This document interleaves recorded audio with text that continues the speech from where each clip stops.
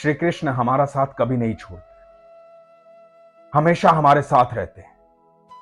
जब हमारा विश्वास प्रगाढ़ होता है तो हमें ऐसे नेत्र प्रदान करते हैं जिससे हम उनके दर्शन पा सके, उन्हें देख सके। और हमारी आस्था मजबूत होती है तो हमें लगातार उनकी अनुभूति होती है।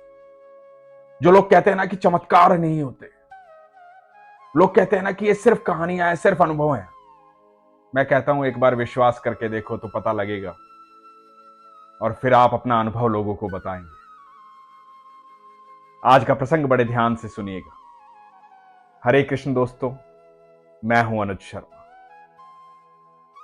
जबलपुर की रहने वाली अर्चना शर्मा।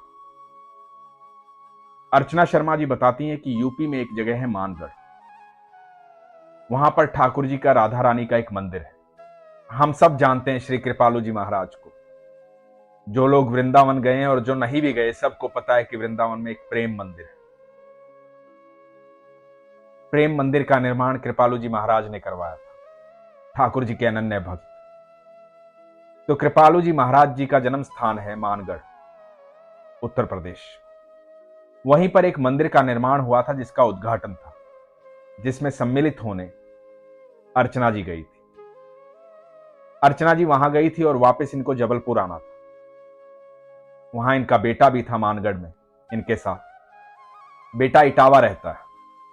तो बेटे ने कहा कि मां, तुम आज प्रयागराज से जबलपुर क्यों जा रही हो? कल चली जाना, मैं छोड़ दूंगा, क्योंकि मुझे भी प्रयागराज जाना है, उसके बाद मुझे आगरा जाना है। तो अर्चना जी ने कहा कि नहीं बेटा, मेरी टिकट आज की है, मुझे आज ही जाना हो, मैं आज ही निकलती हूं, मेरी ट्रेन आज की है। तो कृपालु जी महाराज के उस मंदिर में दर्शन करके वहां का उद्घाटन होने के बाद अर्चना जी वहां से चल पड़ी जबलपुर के लिए। जबलपुर पहुंचने के लिए इनको पहले प्रयागराज जाना था। तो ये प्रयागराज पहुंची। जब ये प्रयागराज पहुंची तो उन्होंने देखा कि इनकी टिकट जो है वो छिवकी जंक्शन से जाएगी। छिवकी वहां से कुछ दूरी पर है। ये बड़ी घबरा गई, क्योंकि ये मानगढ़ से बस में आई थी।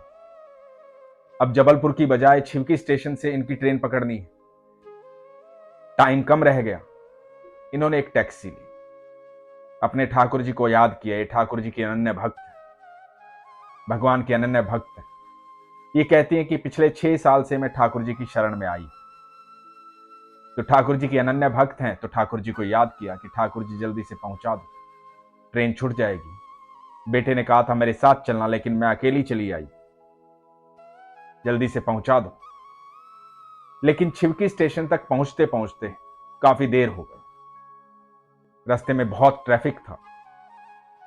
जब छिवकी स्टेशन पर पहुंची और प्लेटफॉर्म पे पहुंची तो वहां अनाउंसमेंट चल रही थी इनकी ट्रेन के बारे में कि इनकी ट्रेन छूटने वाली है, वहां से चलने वाली है, जबलपुर के लिए रवाना होगी।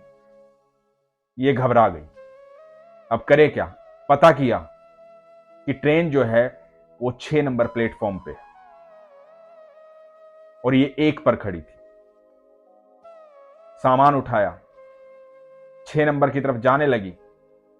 इनको लगने लगा था कि ट्रेन छूट जाएगी। लगातार ठाकुर जी को याद कर रही थी, ये ठाकुर जी मेरी ट्रेन मिल जाए, हे ठाकुर जी मेरी ट्रेन मिल जाए। छोटी छोटी बातों पर हम ईश्वर को याद करते हैं। जब भी हम परेशानी में होते हैं तो सबसे पहले ईश्वर का नाम हमारी जुबान पर आता है। जब हमारी आस्था प्रगाढ़ होती है, विश्वास प्रगाढ़ होता है, हम प्रेम करते हैं, तो अलग अलग तरीकों से ठाकुर को बुलाते हैं, अलग अलग तरीकों से ठाकुर जी को याद करते हैं।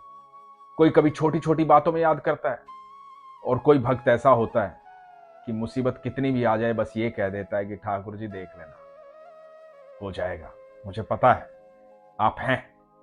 तो तरह तरह के भक्त हैं ठाकुर जी के। तो आमतौर पे जब भी समस्या आती है तो ईश्वर को याद किया जाता है। तो अर्चना शर्मा जी भी अपने ठाकुर जी को याद कर रही। सामान उठा करके सीढ़ियां चढ़ने लगी, क्योंकि 6 नंबर प्लेटफॉर्म तक जाने के लिए एक पुल से जाना पड़ता। आमतौर पर हर स्टेशन पर एक पुल होता है। तो इनको 6 नंबर पर जाना था। सामान उठा करके ऊपर चढ़ने लगी और इनकी सांस फूलने लगी। सांस फूलने लगी तो सोचने लगी पता नहीं पहुंच पाऊंगी कि नहीं पहुंच पाऊंगी। ठाकुर जी को याद कर रही थी।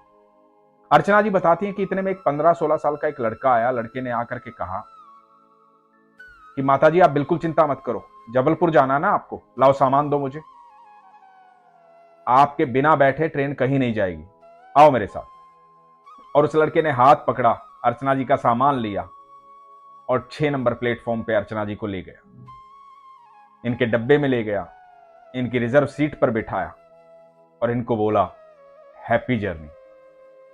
हैप्पी जर्नी बोल के वो ट्रेन से उतरा। अर्चना जी बताती हैं कि जैसे ही वो ट्रेन से उतरा ट्रेन चल पड़ी। अब तक तो मैं बहुत चिंता में थी कि ट्रेन छूट जाएगी, ट्रेन छूट जाएगी, तो मेरी समझ में नहीं आया कौन लड़का है, कहां से आया है। जब मैंने सोचा तो मैं हैरान रह गई कि ये था कौन। इसे कैसे पता था कि मुझे जबलपुर जाना है? इसे कैसे पता था कि मेरा रिजर्वेशन का सीट नंबर ये है, मैं इस कोच में बैठूंगी? ये कहां से आया था, कौन था ये? तब मुझे पहली बार एहसास हुआ ये और कोई नहीं, जिसे लगातार मैं याद कर रही थी, जिसको लगातार मैं पुकार रही थी, ये मेरे कन्हैया थे, मेरे ठाकुर थे। मुझे मेरी सीट पर बिठा कर गए। उन्होंने कहा था कि जब तक तुम ट्रेन में नहीं बैठ जाओगी ट्रेन नहीं चलेगी। और जैसे ही मैं ट्रेन में बैठी और वो नीचे उतरे, ट्रेन चल पड़ी।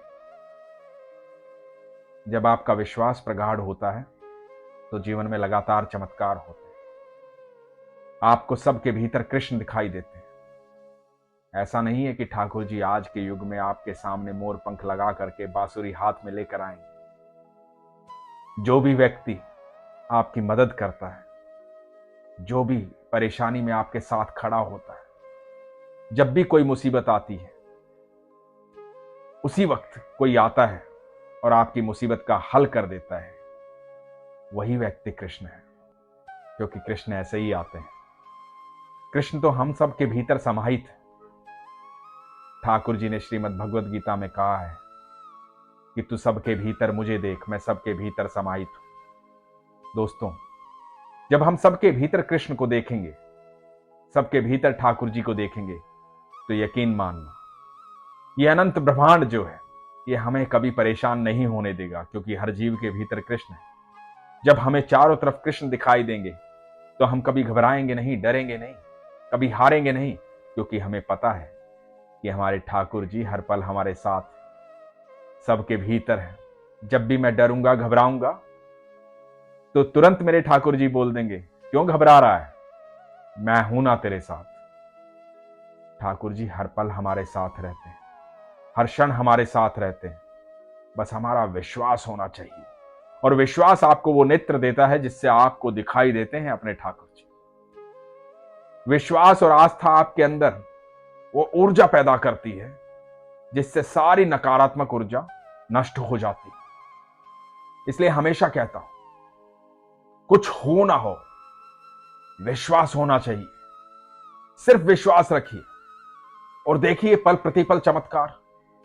आपके जीवन में इतनी अनुभूति होंगी, इतने अनुभव होंगे, आपने कभी कल्पना भी नहीं की होगी। आपका जीवन सरल हो जाएगा, सहज हो जाएगा। और मैं तो हमेशा एक ही बात कहता हूं, आपको जगह जगह झुकने की जरूरत नहीं है, किसी के सामने झुकने की जरूरत नहीं है। क्योंकि जिसके सामने आप झुक रहे हैं ना, वो भी मेरे ठाकुर के सामने झुक रहा है। इसलिए सिर्फ ठाकुर जी की शरण में आइए, मेरे कन्हैया की शरण में आइए और फिर देखिए जिंदगी चमत्कार हो जाएगी। अपने विश्वास को मजबूत रखिए, अपना ख्याल रखिए। हरे कृष्ण।